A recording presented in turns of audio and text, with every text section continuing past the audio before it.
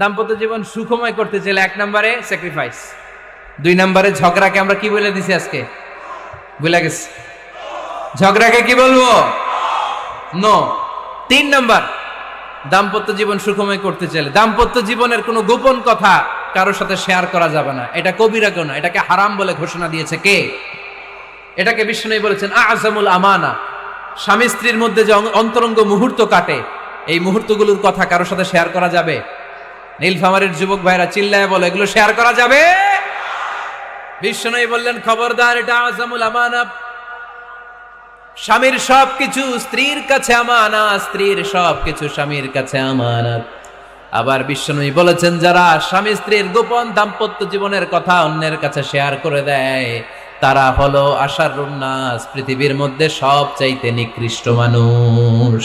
এরা নিকৃষ্ট, এদের চাইতে নিকৃষ্ট আর কেউ হতে পারে না। উলাইকা কাল আনআম বাল হুম আদাল। এরা পশুর চাইতেও নিকৃষ্ট, যারা স্বামী স্ত্রীর প্রাইভেট কথা, পার্সোনাল কথা মানুষের কাছে বলে বেড়ায়। আর সিবাউ হারাম, এই গোপনীয় সব কথাগুলোকে অন্যের কাছে প্রকাশ করা হারাম করেছে কে? চিল্লায় বলতে হবে কে? তাহলে খবরদার, নিজেদের দাম্পত্য জীবনের কোনো কিছু অন্যের সাথে শেয়ার করবেন না। আমাদের বোনরা অনেক সময় একসাথে বসলে পেটের কথা, পিঠের কথা সব বলে ফেলায়, আছে না নাই? না বোনেরা, সব শেয়ার করলেও আপনাদের দাম্পত্য জীবনের কোনো কথা কখনো কারোর সাথে শেয়ার করতে পারবেন না। 4 নম্বর ফর্মুলা হচ্ছে অহেতুক সন্দেহ পরিহার করতে হবে। অনেক স্ত্রী আছে স্বামীরা খালি সন্দেহ করে, আছে না নাই?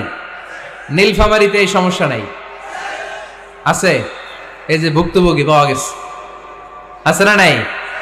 আছে, খালি সন্দেহ করে। এই তুমি ওদিকে তাকাইলে কেন, ওই বেটির দিকে তাকাইলে কেন, এই তোমার মোবাইল দাও, কারে ফোন দিলা দেখি, এই ফেসবুকের পাসওয়ার্ড দাও দেখি কি করছে, দেখি মেসেঞ্জারে কার সাথে চ্যাটিং করছে, আছে না নাই?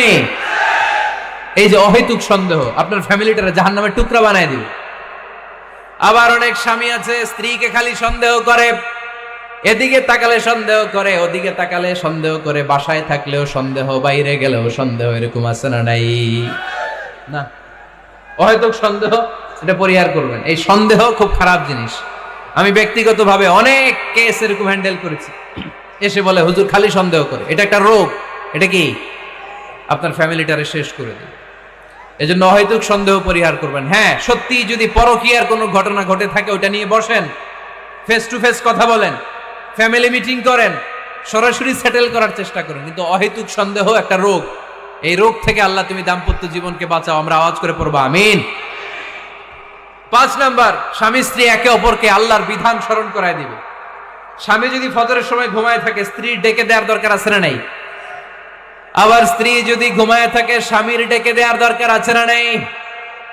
কোন স্বামী যাবে জান্নাতে, তার স্ত্রী যাবে জাহান্নামে। আবার স্ত্রী হবে জান্নাতি, স্বামী যাবে জাহান্নামে। এরকম আমরা চাই নাকি? আমরা যখন জান্নাতে যাব, আমার স্ত্রীর হাত ধরে একসাথে জান্নাতে ঢুকতে চাই।